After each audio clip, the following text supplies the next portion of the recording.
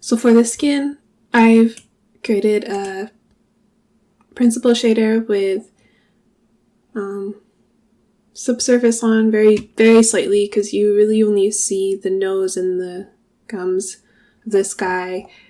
And I've plugged a bump map here.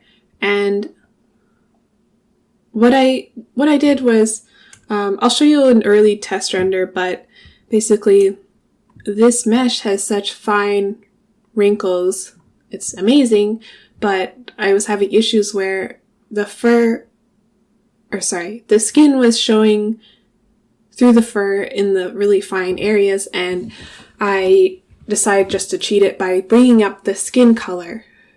And of course I didn't want to do that on the face because I did want that darkness showing through, especially where it's less denser on the nose and the chin and the eyes. So I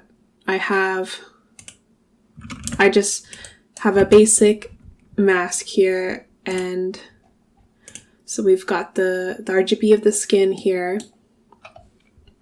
I also color corrected the nose, so to do that I also had a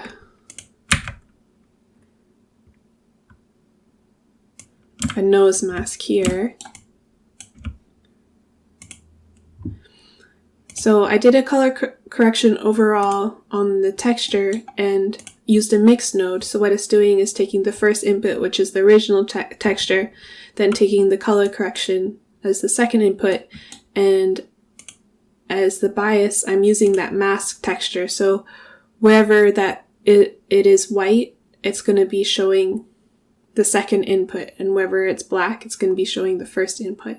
And I did the same thing with the body, so I created a color correction and really brought up the gamma and the saturation so it would be closer to the fur. And again, did the same thing with the mix here. And this here is just the spec roughness. And those are all the maps that I used for the skin. And since